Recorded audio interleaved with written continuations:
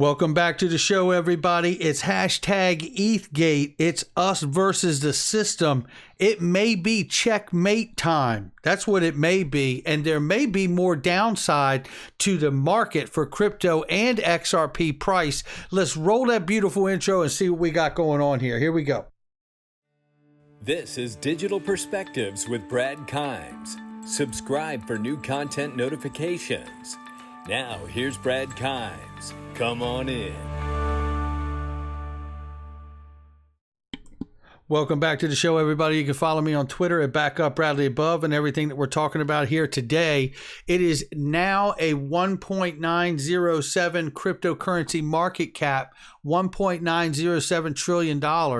It has really pulled back just since this morning, our first video. And by the way, if you haven't seen that video, please go watch it. There's some great information in there that you're going to want to know about in that. Bitcoin right now sitting at almost 43, just under at 42,900 plus here. Ethereum at 2,900 plus, almost $3,000 again. And Cardano is sitting at $2.17. It's off a little bit this morning as well, or this afternoon, I should say. XRP now 93 cents, and it looks to be more bleeding off on that price. Let's go ahead and look at the price range right here. We will hear from technical analyst Coins Kid before we get out of here today, who is going to remind us all there may be some more downside. Don't kill the messenger. I'm just telling you what we're hearing out here. And we've been talking about it for a while, but we'll get into that here. Right now, the low end of the range is the actual price right now at 0.9370, and the upper end has been at 0.9834. Let's go ahead and get into this morning.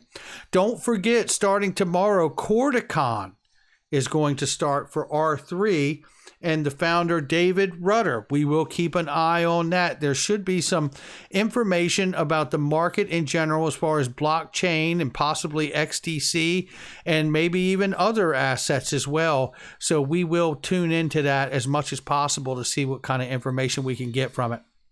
Again, that starts tomorrow. Now, listen, let's get into this. We're going to roll through some information, and trust me when I tell you, some of this information, you may have seen little bits and pieces of it before, but I guarantee you have not seen it laid out in this manner before, and that's what we're going to do today. And I believe all of this makes the case, and if we could, when you see this on Twitter, please tweet Eleanor Terrett and Charles Gasparino and Liz Clayman, as well as John Deaton and any senators that you think are relevant, like Senator Pat Toomey, Senator Chris Van Hollen, Patrick McHenry, anyone else, Warren Davis, Representative Tom Emmer, anybody you think is pertinent in this, let's get them tagged and let them see this stuff so they can get hip on what's really been unfolding here. This is a tweet from James Rule about the Brooklyn Project 2017 Joe Lubin token sales, or so-called initial coin offerings, or ICOs, are merely an early use case of tokenization, though still in their infancy. We already see evidence of the profound potential of token sales. Now, this really speaks to the early days that they realized what they were working on was initial coin offerings, as well as exactly what happened for Ethereum. And the question has been asked by many of us out here, and now including mainstream media, Charles Gasparino and others. How is it that Ethereum got away with an initial coin offering without having to register as an unregistered security? That is the question, and why didn't we have a level playing field? Let's start with this clip here, who was originally shared by Crypto Eddie and then Jesse H. But listen to this little quick 41 seconds and what is said in here. That'll get us started. Listen to this. So that's why we built on Ethereum. So I heard you at the OECD say very clearly, Ethereum has already won this game. There is no competition. No competition. Remember that he said that, and listen to what this is said here. The smart contracts platform. So it's very difficult. It's certainly possible. I mean, if somebody comes up with a mechanism for distributing tokens in a maximally decentralized way, if somebody comes up with a 10x better technology, they could potentially get enough attention and rapidly build out an ecosystem. Building out the ecosystem is enormously difficult. Yeah, I'll say. And it makes it even harder to do when you know that someone has partnered or really buddied up next to the SEC. And maybe this is why the Ethereum team like Joseph Lubin and Vitalik Buterin and Andrew Keys and all have teamed up and buddied up so close to the SEC. Because Vitalik Buterin knew about the Ripple technology being superior, and he knew that they needed a unique advantage in order to get ahead of it, like overlooking the Ethereum ICO from the SEC and having SEC also sue Ripple. Now, this is quite damning when you look at this information, because let's listen to this clip here, because this clip here is just incredible too.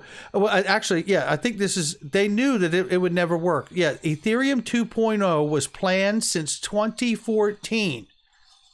Therefore, Ethereum, its proof of work, its fees never were anything but an investment and a funding mechanism to build the final blockchain, Ethereum 2.0, which they have yet to completely or successfully transition to.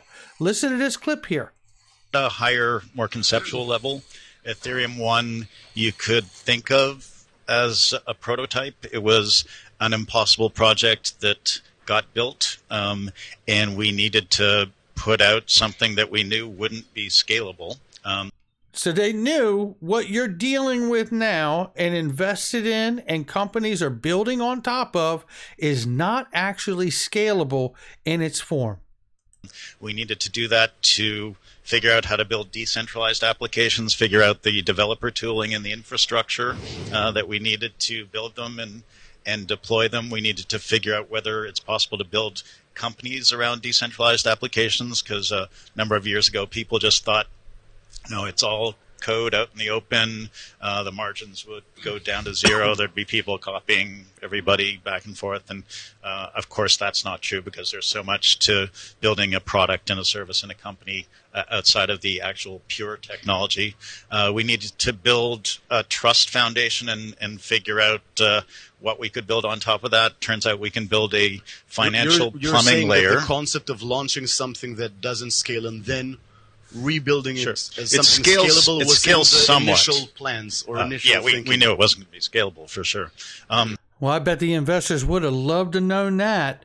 I mean, that's unbelievable to me. I mean, Joseph Lubin is admitting that the Ethereum network is only limited in its scalability and ultimately has to be ditched and scrapped for Ethereum 2.0. Now let's get into this amazing clip here that has several different bits in it from Digital Asset Investor. Shout out to him. Let's listen to this clip and hear how it's all coming together, not just about Ethereum, because I'm about to show you that the partial information that was used to create Ethereum itself came from Ripple. And Stephen Thomas is going to be the one to tell it to you. Listen to this clip. I still don't understand how Ethereum was able to build out its technology with an ICO, which is definitely a security, thus demands SEC regulation and the costs associated with it, and Ripple doesn't. The Kremlin arranged for Vitalik to meet one of Putin's powerful surrogates, Tatarstan President Rustam Minakhanov. The policy certainty in the U.S. exists for Bitcoin and Ethereum, despite the fact those are China-controlled platforms. The U.S. government gave regulatory clarity to Bitcoin and Ether. And this was 2 years ago now, more than 2 years ago. The director of corporate finance, Bill Hinman, gave a speech providing clarity that the SEC did not view Bitcoin and Ether as securities. The U.S. government still does not know what it's doing when it comes to crypto. Also a tradition of stability. So it's not like some tiny tax haven that's going to turn against us the moment that the U.S. government wants them to. But we need to have a level playing field so the market can pick which ones they want to use and not be, as today they are, hindered by regulatory uncertainty. I think you got to have a level playing field. Today, because of the mining control of Bitcoin and Ether in China, these are technologies controlled by China. And 80% of mining capacity is based in China for both Bitcoin and Ether. Which is the idea. Essentially, let's make sure we get these models right so we don't end up in the same place 15 years from now. And then instead of, Mark Zuckerberg, it's whatever, Vitalik in front of Congress or something. Gary Gensler's rear end is going to be on Capitol Hill so much, he's going to develop saddle sores and from the hearings, from the seat at the hearings. There is no doubt in my mind. Это русский бильярд сложнее. Понял. Больше шары, меньше узел. И стол больше. Слабенькие американцы. There you have it. Feeble Americans. He doesn't mind taking Americans' money, though, does he? And then let's take a look here. What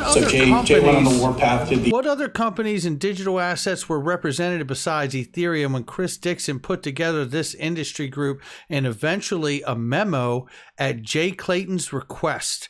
And this really, I believe, is the moment that you understand that Ethereum and the Brooklyn Project and Consensus all came together and started to what appears to be collude together for the success of Ethereum and at the behest of Ripple and XRP. That is where we are today. Listen to this back and forth right here. These scathing speeches and calling out the industry and everybody. But he then, after talking to Grunfest in a fireside chat at the Stanford campus, made his way over to see Andreessen the next morning. And this is the part that now not a lot of people know. And he invited Chris Dixon to round up the industry players who were really kind of trying to do it the right way, and asked for a couple of things. One, essentially, lay out in a very detailed, written, footnoted memo what existing law says about utility tokens, and two, give us a proposal for where to go from here. And so Andreessen, I've been representing Andreessen in all of their crypto investments since the beginning, and so the SEC's literally asked someone who represents venture capitalists behind Ethereum to write a memo on what should the SEC do when it comes to clarifying the crypto space. You want to phone a friend?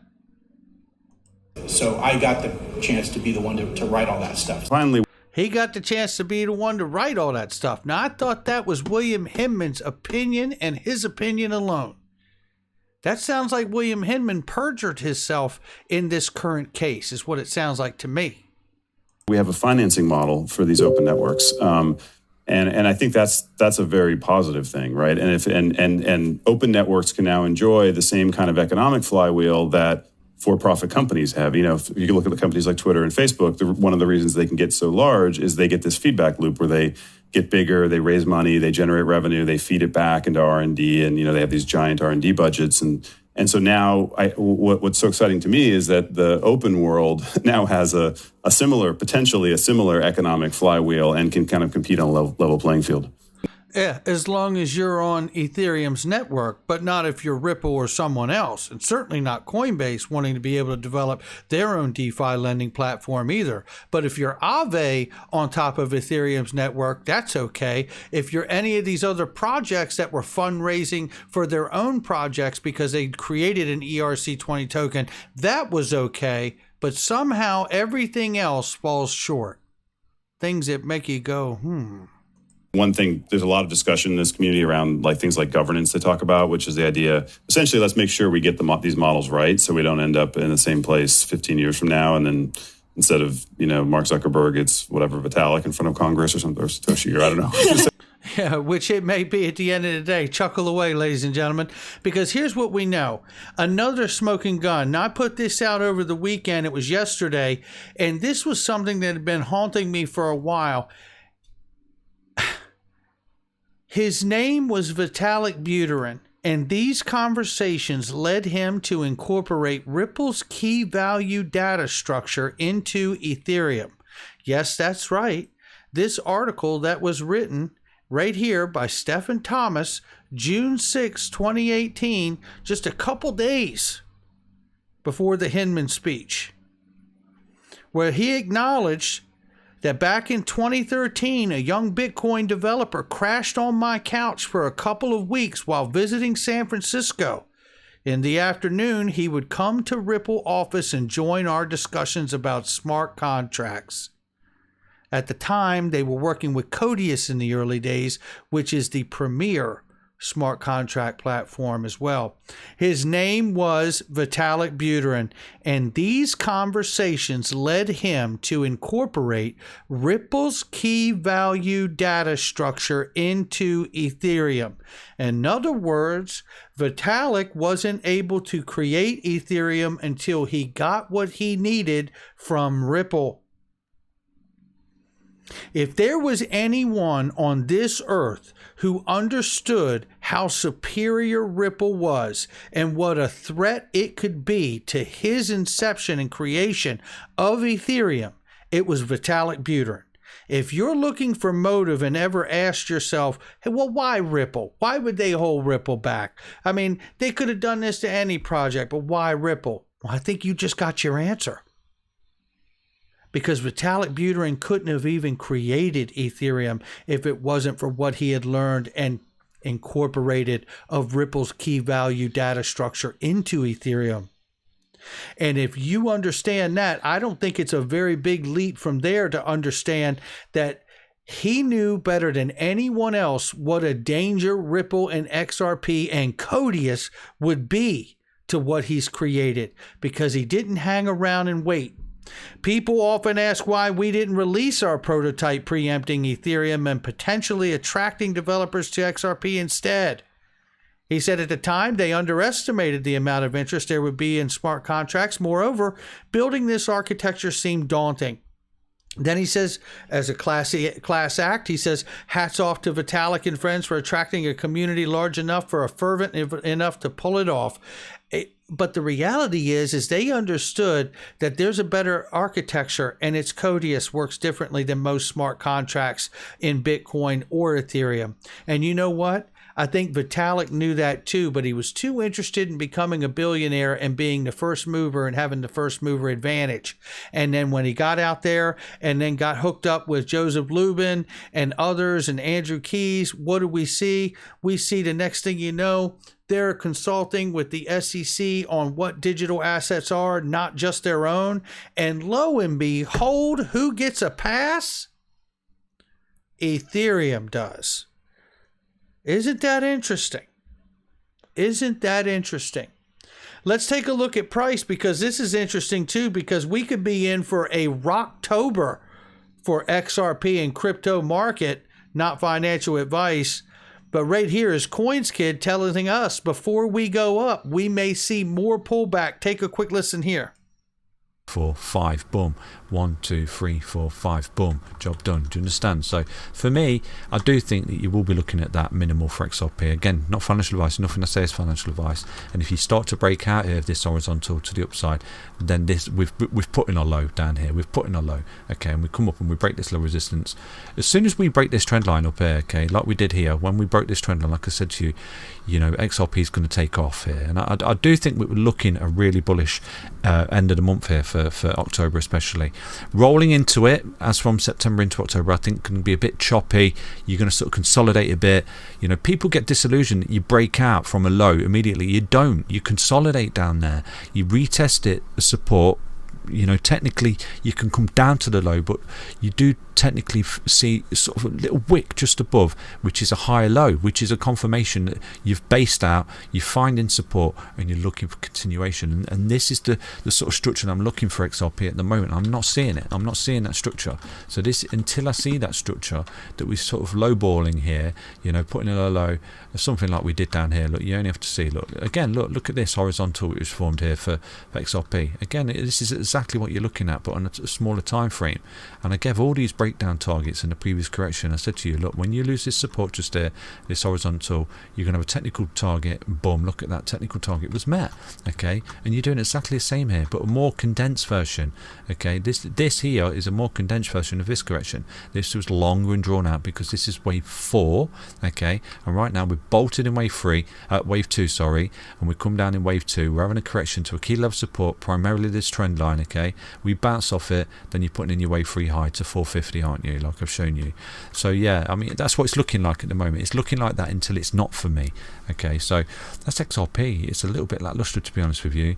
You know, hopefully by the weekend we can sort of low ball out, and I've given you a low in this correction just here, like I gave you this low down here as well, you know, and we start to double bottom down here. We come down, do something like that, make a higher low, you know, start to break out of this level of resistance, this falling wedge that we do find ourselves in.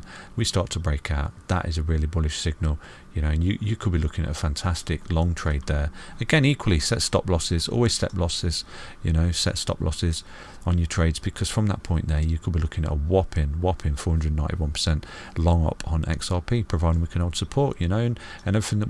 And there you have it. And I tell you, you know, not financial advice from him, me, or anyone else on this channel, but I can tell you that if it does dip down to 75, 76 cents, me and Mrs. Backup will be getting another big bag for ourselves, or as big as we can do at the time that suits us. That's for sure. Look, that's going to do it for me. Make sure you hit the like and subscribe. She's actually looking at me from the other room going, oh, we are we? Because I can tell you, if there's any of you out there that are thinking, you know what? When do we start cashing this stuff in instead of just buying it all, right? And I tell you, I don't know the answer.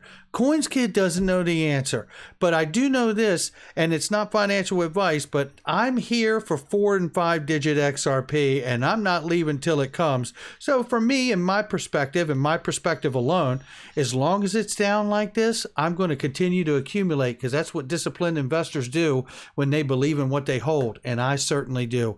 Make sure you hit the like and subscribe, leave a comment below. Remember, ladies and gentlemen, there's great specials. Unstoppable Domains is just connected with Trust Wallet for every one of their domains. Functionality, interoperability, it's a big deal. You want a Ledger Nano? We got the best specials, but you got to click the links. You want to hide your identity online? One of the many different ways I do that is Pure VPN. Make sure you check that out, and all the links in the description and comment box. There's really great stuff, and they are trusted, vetted links that you can click on. I'll catch you on the next one.